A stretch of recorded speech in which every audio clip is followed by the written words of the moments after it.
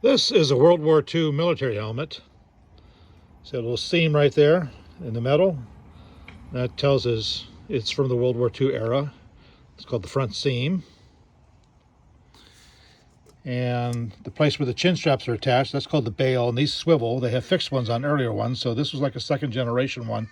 I think these came out very late in 1943.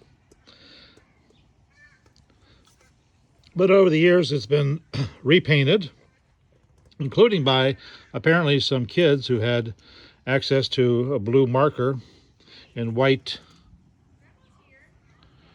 what would you call those? Little white puffy clouds. It's the cotton ball camo look. You can see where the paint that was put on later has peeled away from the original. What I'm going to do is take a heat gun and see if we can get rid of that and find out what's underneath.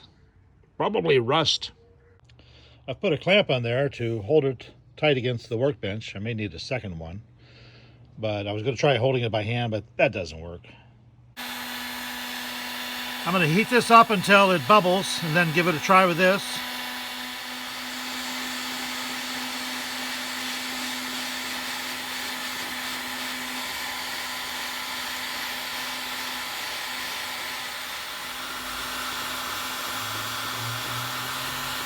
This is actually the first time I've used a heat gun for removing paint like this.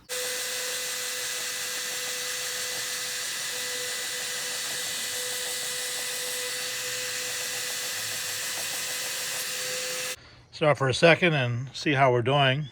It's actually coming off pretty good, but I think I probably want to get it down to rust. I think I've hit another layer down here. So there may be a few layers on this. The thick coat is coming off a little bit better than I expected, actually. I wish I had a higher surface that hurts the back bending over a little bit like this.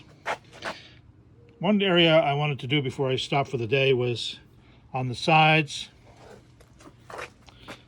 and on the front, because that's where you see insignia painted onto a helmet. Sometimes on both sides, sometimes you have up front. You may have a chaplain's cross, you may have lieutenant's bars, sergeant's chevrons. Doesn't look like anything on there. Before I quit for the evening, I will take this clamp off so I can get into this area and peel that back and see if there's anything under there. I doubt there is, but you gotta check.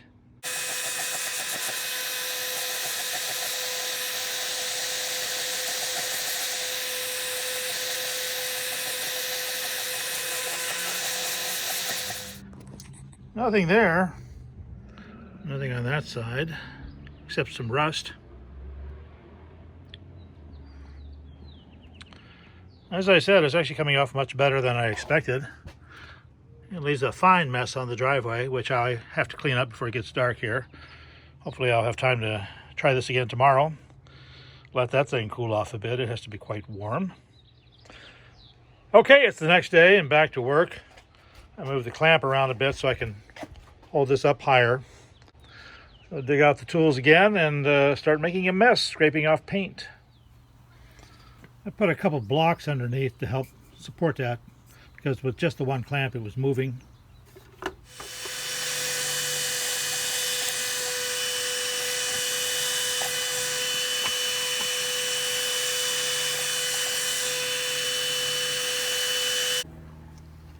I've done a lot of scraping, and now I'm going to try the brush. I actually did another brush, a brass brush, and went over here as I heated it.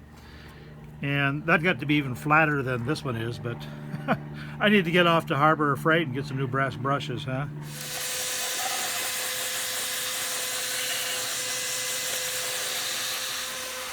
Let's try a steel one, see what that does, if it scratches it too much or not.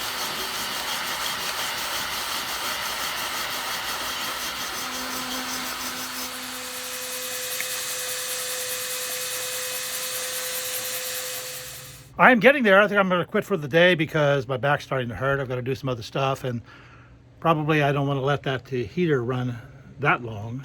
Okay, gang, change of plans. I've decided not to scrape it down to bare metal all over. You know, I really got into this wanting to see how that heat gun would do and taking off that big old thick layer of paint that had the little white cotton balls painted onto it. And it did much better than I expected, and I think using that process and even some other techniques would help you get this down to bare metal without, a lot of hassle, I would say. Now, some people would say just use some sort of chemical paint stripper. I don't like those things. They're nasty. They smell bad. Then you got to figure out where to dump it when you're done with the project. What I'm going to do with this is basically put it up for sale. That's somebody who wants to refurbish a genuine World War II helmet. Let them take it over and strip it down to bare metal and repaint it or whatever they choose to do with it. Me, I still have the liner with the, let's see if we get this thing off. There we go. There we go. Still got that thing, the liner with the cotton ball camo. I don't know what I'm going to do with that. Probably stick it on my mannequin back there. He's due for an upgrade in uniform and headgear. Anyway, I did want to mention one more thing. At the end of the project yesterday, after I shut the cameras off, I went over this with some WD-40 and a nylon Scotch-Brite pad, and that really kind of helped clean things up a bit too. So, photograph this thing and stick it up on eBay or the U.S. Military Forum or someplace like that. Crusty Bob, over and out.